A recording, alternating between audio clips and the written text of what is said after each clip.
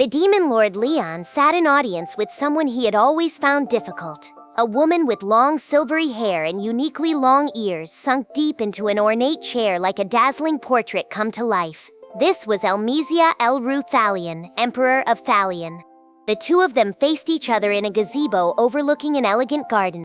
Steam drifted from the kettle on the table, and the attendant serving them replaced the water before it could cool. A sweet aroma filled the air. The two watched each other in the relaxed silence until Elmesia spoke first, her voice kind and openly teasing. "Taciturn as always, Leon? You have come to see me for the first time in ages and you're that bored already?" Elmesia and Leon knew each other not only as rulers of important trading partners but as old personal acquaintances. She would not have granted him this kind of audience otherwise. They had known each other since before Leon became a demon lord, back in his hero days when his exploits brought him to Thalion. They had been friends ever since. "I'm afraid now is not the time for idle laughter," Elmesia answered without missing a beat. "I can't say I've ever seen you laugh a great deal." "Well, that doesn't matter very much, does it? Time is of the essence right now, so let's get down to business." Elmesia cut him off with cheerful ease. "Ah, yes.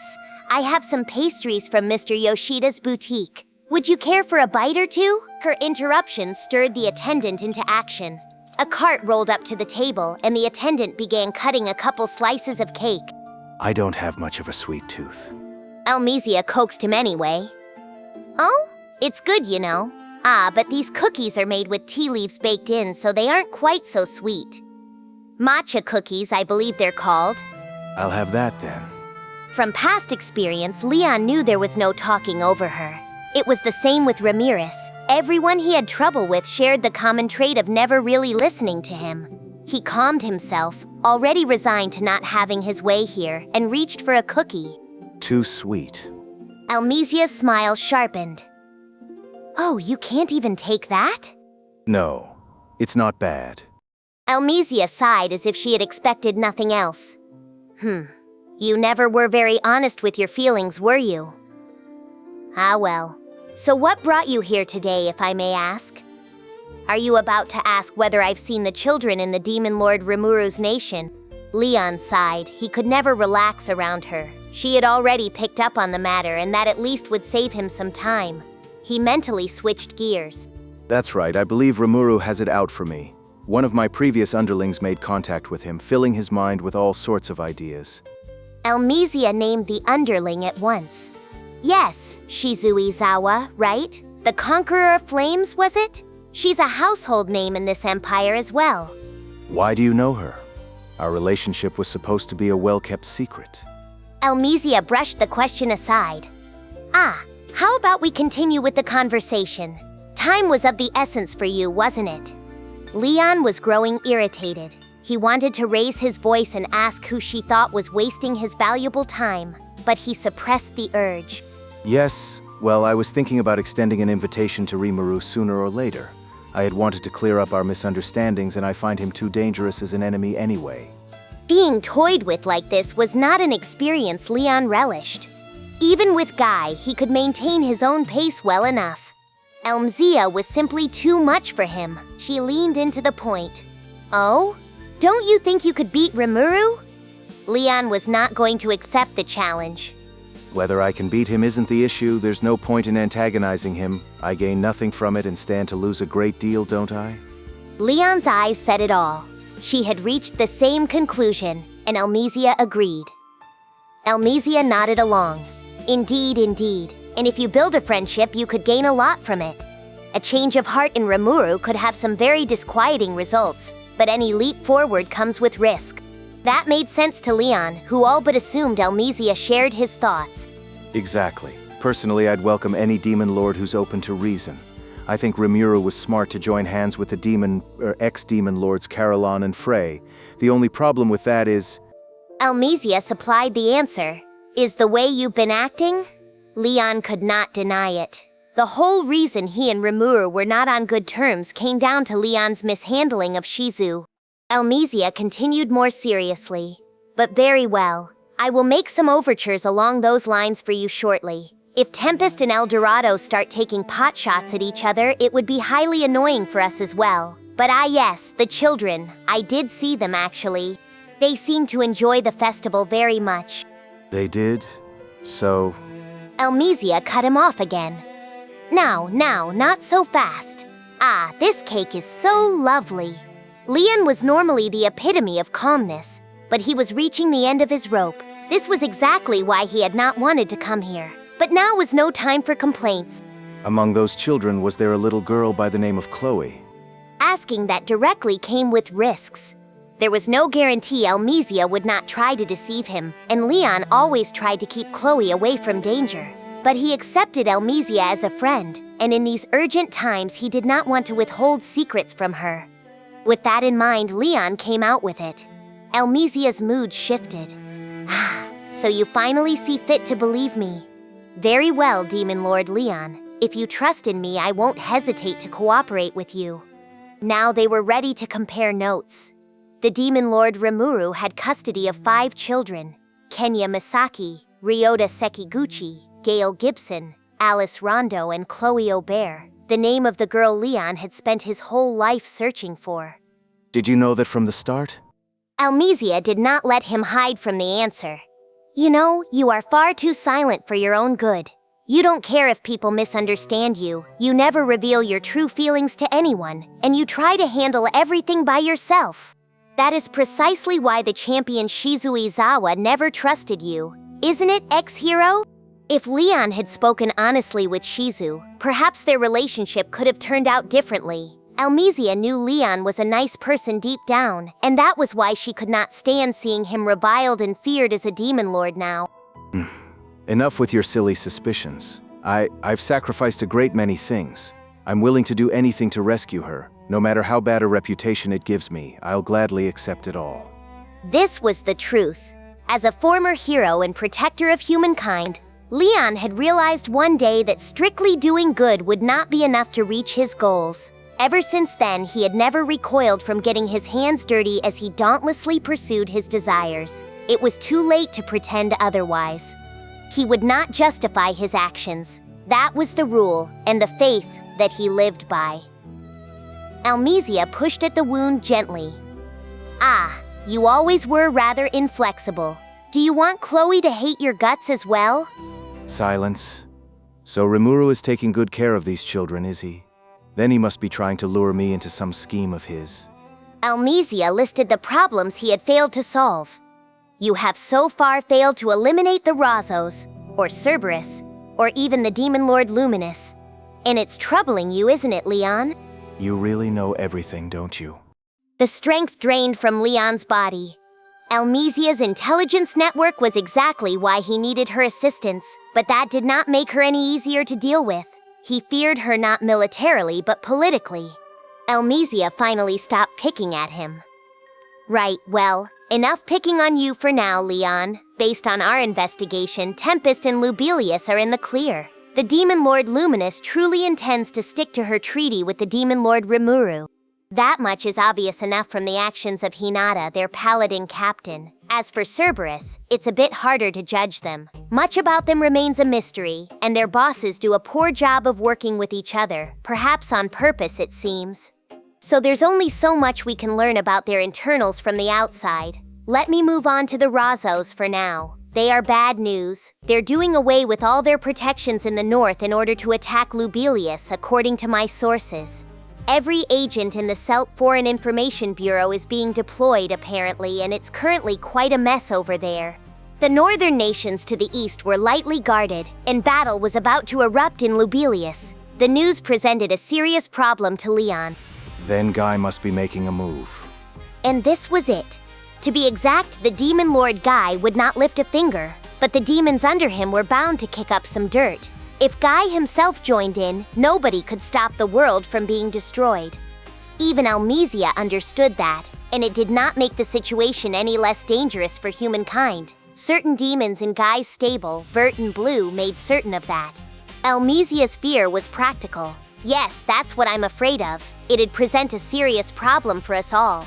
Unless someone stops his underlings, that might spell the end of the Western nations. She glanced at Leon, who appeared genuinely concerned. Don't look at me like that, I'm just... Elmesia smiled at the glimpse of the old Leon. You're starting to sound like your old self again. No, Elmesia softened. No need to torture yourself. You don't need to put on airs around me. It is cute, but now is no time to play with you. Even in an emergency, Elmesia never changed. It honestly impressed Leon. Well, I'm sorry, but I'm going to work toward my own goals. I'd like to make some overtures with Guy, but he's such a contrarian. Negotiating poorly with him would have the opposite effect. Elmesia was already there. Oh, I'm quite aware of that. We need to show we're making an honest effort, or that Demon Lord might lose all interest in the human race. If the Crusaders aren't able to move right now, our only choice might be to deploy the Magus to the northern regions. I'll organize a dragon transport to take you partway there. Are you sure? Elmesia urged him on. I told you there's no need for panic. But time is of the essence, isn't it? You'd better get going soon. Events were proceeding faster than Leon thought. Not even he could teleport someplace he had not been before, and Lubelius was protected by a barrier anyway. If he was headed there now, air travel was the fastest way. He appreciated Elmesia's offer a great deal. Thank you then. Elmesia sighed at him. I wish you'd be that thankful more often. Oh, and I'm sure this goes without saying, but Cerberus absolutely wants to ensnare you. It's a blatant trap, do you understand me? I know. Elmesia's reply came with a slightly sad smile. I'm sure you do. Leon had always been that way, never showing any outward sign of weakness, never giving up on his mission no matter the danger. He never lost heart, a boy living like a true hero. Even as a demon lord, that still held true. It made Elmesia happy and sad in equal measures.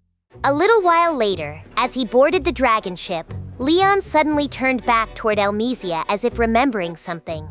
To repay you for your advice, I should probably tell you that Jaune has disappeared. You should be careful too. Elmesia reared back in genuine surprise. What? Leon chuckled a little. Intelligence is practically your hobby, and you didn't know that?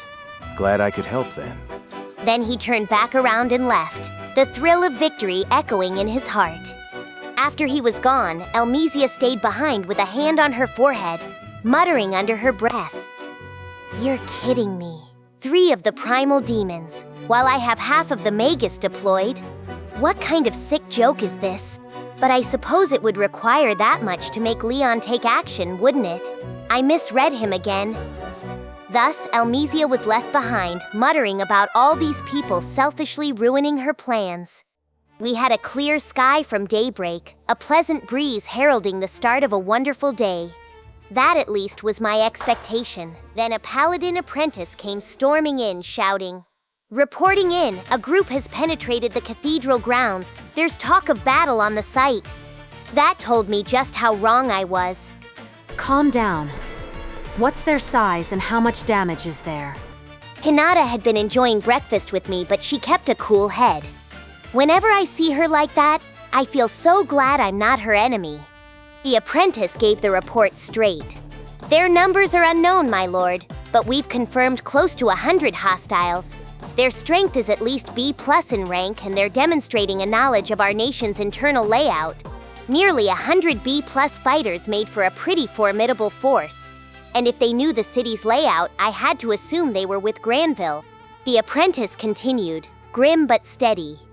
As of now, our apprentice knights have suffered extensive casualties.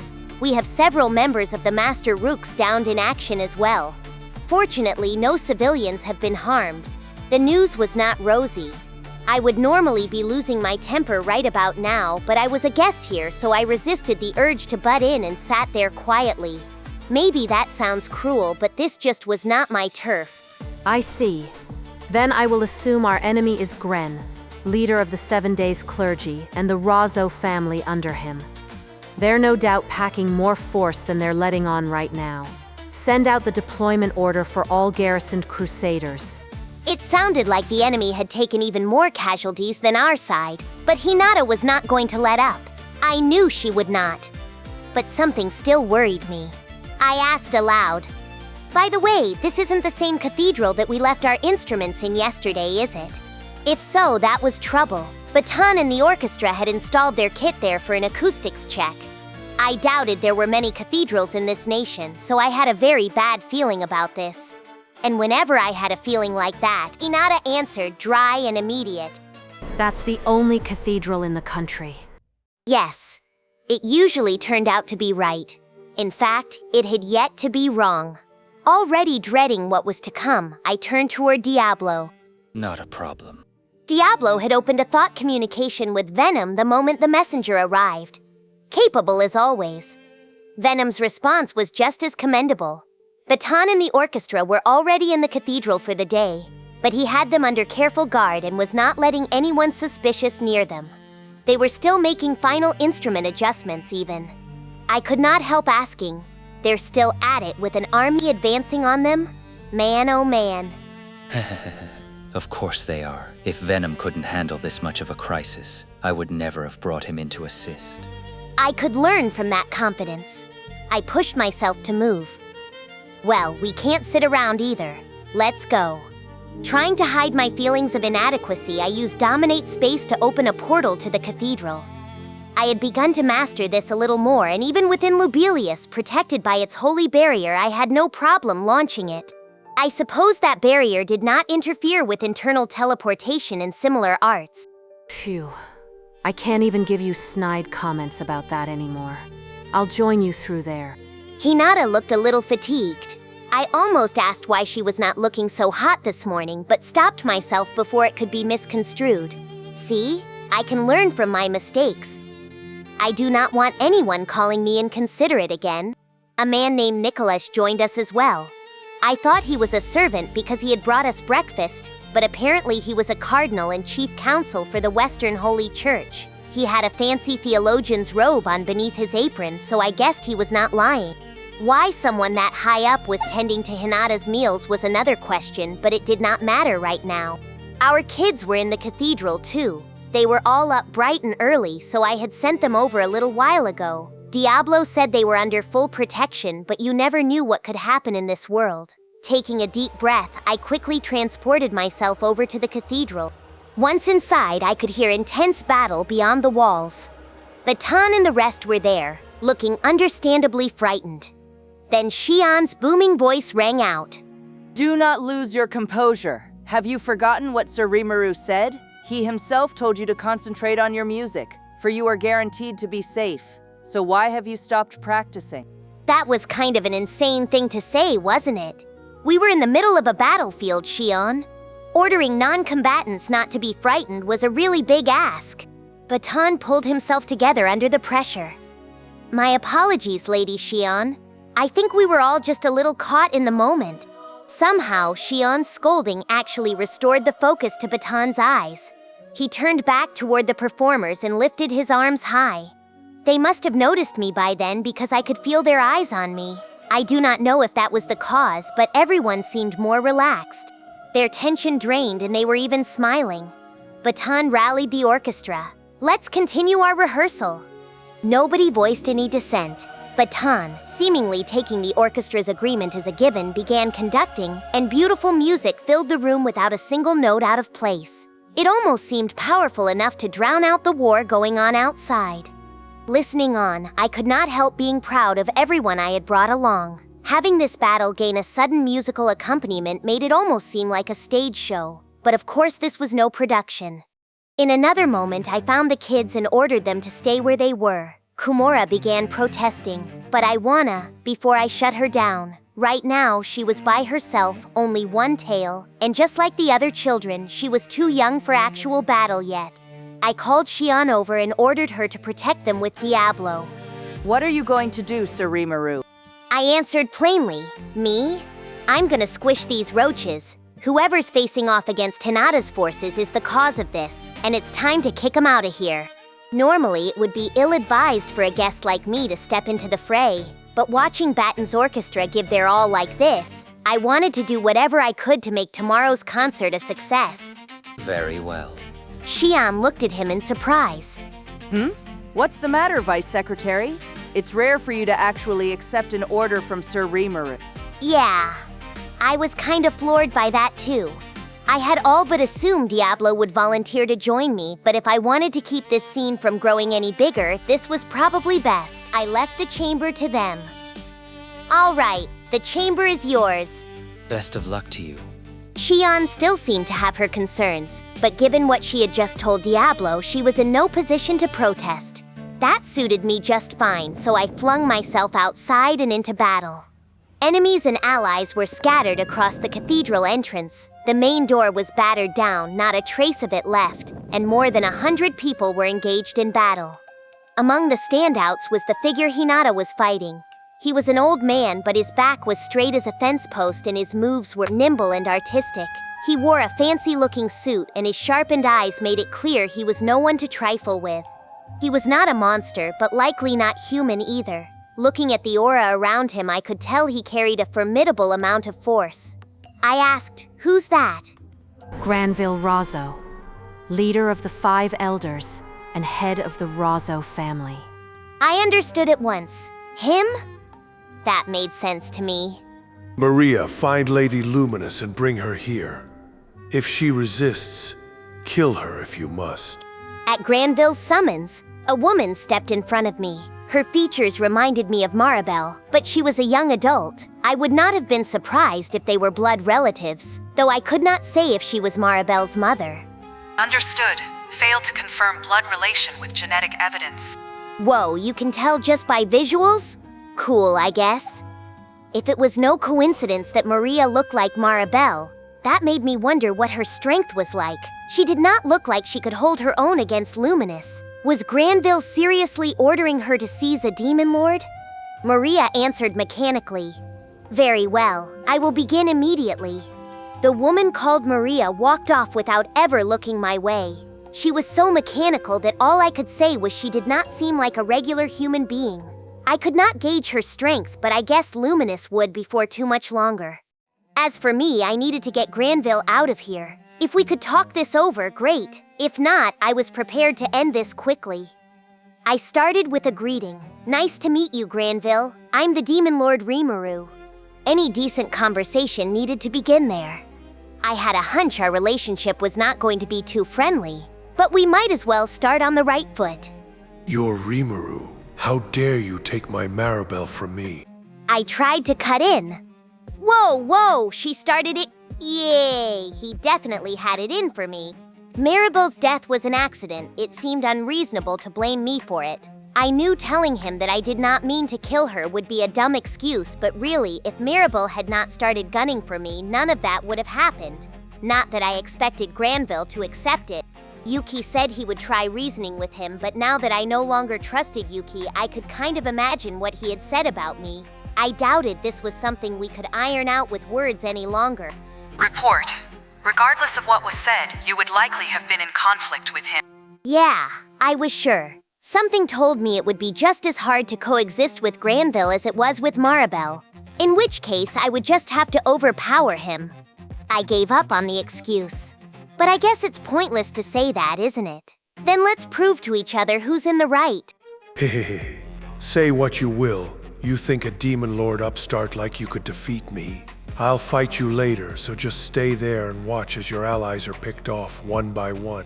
A demon lord upstart like me? Given that he used to be Luminus's servant, this guy sure seemed to like his chances. The power of a monster depended a great deal on how old they were, sure. But any demon lord, no matter how young, should have at least given him pause. This guy was more confident than I thought. But now someone else was here to challenge him. Nicolaus shouted, "There is no need for Lady Hinata or Sir Rimuru to step up. Gren of the 7 Days Clergy, your fight begins with us." Wasn't Nicholas way too high in the hierarchy for this? Then I remembered he was the one who had set a trap and cast Disintegration on Granville. Gutsy move, definitely. He was accompanied by 3 Crusader captains, sub-leader Renard, along with Arno and Lytus. Fritz and Bacchus would have been training at the Labyrinth right now, so they were not here. If this was going to happen, but again, that was not for me to judge. Nicholas called to Hinata, "Behold, Lady Hinata, watch us in action." At Nicholas's order, Renard propelled himself forward. Not just him either. Arno and Lytus rushed Granville at the same time. The 3 captains were attempting to buy enough time for Nicholas to cast Disintegration again, I figured. It was a pretty grandiose strategy, but that must have been how wary Nicholas was of his foe. Renard used his magnificent sword moves to keep Granville at bay. Arnaud's keen perception let him match every move of Renard's, while Lytus provided handy backup for both of them. Normally, an attack from this trio would have ended the battle right there. But it was well within Granville's capabilities. Like a picture from a textbook, he engaged all 3 at once, wholly ignoring Nicholas's spellcasting. That creeped me out a bit, as did the serene look on his face without a single bead of sweat on his forehead. He was simply on a different tier from them. Nicholas had only 1 verse left in the spell. Its effects would summon a layered magical circle, with Granville standing in the middle of its light-infused dungeon. Once the disintegration was complete, there was no way to block its dazzling rays as it dismantled the soul of its target at the speed of light. That was what should have happened. But now, all common sense was thrown out the window. A fine spell there. No better way to read the flow of your magic. Granville's voice sounded like a teacher commanding a student from high above. Hinata heard it and went pale. No. She must have noticed something, but there was no time to inform Nicholas. Nicholas shouted the final word. Time to die! Disintegration! The rays of light were cast, heading straight for Granville. Then they switched paths and were sucked straight into the sword in his hand. It happened in an instant. Even with my perception accelerated 1,000,000 times over, it was difficult to pinpoint. But I recognized exactly what had happened, because I had witnessed it before. It was Overblade Meltslash, the most powerful of sword skills, just like what I had seen from Hinata. Spread out. Renard and the others instantly obeyed Hinata's order. They worked fast, true to their military precision, but not fast enough. Once Granville threw out his Meltslash, it generated a fan-shaped shockwave. In that same instant, Hinata pushed forward, came in front of Nicholas, and stopped Granville's sword. The frontal force of the Meltslash sent Hinata flying. She crashed against Nicholas, which kept her safe, but I was sure Nicholas was out of the battle. If she had not been wielding the Legend-class Moonlight, they would both have been ash. The secondary shockwave blew Renard and the other captains away. They were all on the ground, knocked out by that single blast. Hinata called out in panic. Are you all right? Nobody answered. I could detect a twinge of panic in Hinata's face as she glared at Granville. Even someone as cold as her did not expect this level of force, and now Granville was the one doing the talking. I couldn't kill a single one of you. I must be getting rusty. You have that demon lord over there to thank. Hinata looked confused. Huh? What do you... She glanced at me and grew calmer. Now she seemed to understand. Oh, you saved them. Thanks, Rimuru. In my head, I answered, "You're welcome." I gave Hinata a light nod. Yes, Renard and the others were merely knocked out because I had lent them a hand. The moment I realized this was trouble, I launched absolute defense. Otherwise, they would have vanished without a trace. The wall that Skill built was perfect, I thought. But I guess I had expected too much from it. Absolute defense, part of the ultimate skill Uriel, Lord of Vows, could block any sort of attack. There were exceptions, such as Yuuki's anti-skill, so I could not rely on it too much, but it was always a helpful arrow in my quiver. However, although it was perfect for self-defense, deploying it on someone else, especially multiple targets, blunted its effects. Even if a little force got through, I could always count on infinite regeneration to wipe away any problems. That was why it defended me so perfectly. But the Paladin captains were different. The little bit of shockwave that penetrated absolute defense pushed them to the brink of death. They escaped disaster by a hair's breadth. I had no idea someone besides me learned Meltslash.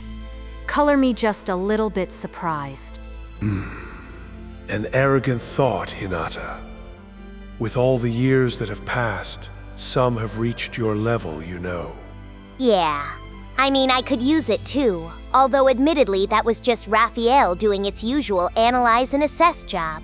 Still, to completely leverage Meltslash, you needed full, intimate knowledge of how disintegration worked. If there were a handful of people wielding that now, then I guess the human race was a lot more capable than I thought. It made sense, though. A human hero had once sealed Veldora away, so at least some of them had to be that strong. Even as a demon lord, I really could not rest on my laurels. But look at me. My mind was wandering, and I could not afford that. So what is this I see? High officers in the Paladins, almost killed by something of this level. How worthlessly pathetic. You couldn't even begin to compare with the swordmasters of the past, to say nothing of myself. Granville seemed to believe his own claims. He honestly did not think Hinata would pose a challenge. That's a funny thing to say. Care to test that out? Hinata was just as serious, it seemed, and I had no room to interfere. Then a sudden thundering explosion by the cathedral told me how incorrect I was. Rozzo, I ordered him to destroy the cathedral, and it seems he's doing a thorough job. I stared at him. What did you... The kids and the orchestra were still in there. Xian and Diablo were charged with protecting them, but if all-out war was erupting, they were bound to be caught in it. I had been hoping to make short work of Granville, but at this point, maybe it was best to eliminate this uninvited guest first. With that in mind, I attempted to teleport myself to the cathedral. Granville stopped me.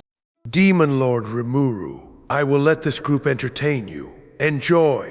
You may even find some of your own kind among them. Several people stepped up at his order. Immediately, I understood what he meant. The group consisted of many races and many ages, with no real theme to them. But they all had one thing in common: more magicules than any regular person would possess. I realized it aloud. Otherworlders? Ah, yeah. Maybe there's 1 or 2 Japanese people in here?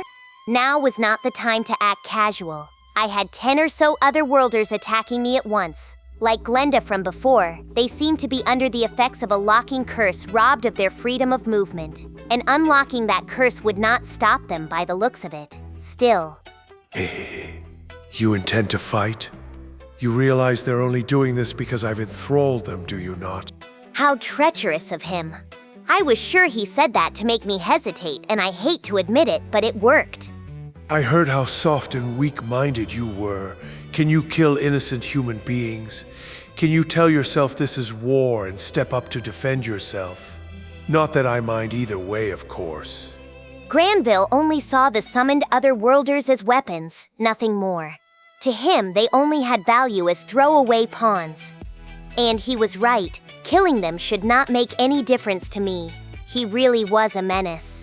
Clearly, he had done his research. If Diablo or Xian were taking these guys on, they would show absolutely no mercy. But did that make it okay or not okay for me? I snapped under the pressure. Ah, damn it. What a pain in the ass.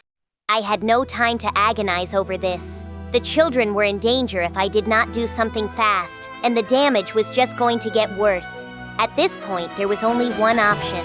As annoying as it was, I would have to unlock the curses of every one of these people and knock them out non-lethally. Thus, I was now an active participant in this battle. Route confirmed. The next episode and full playlist are ready. Then don't stop here. Keep watching in story order and subscribe before the next part drops.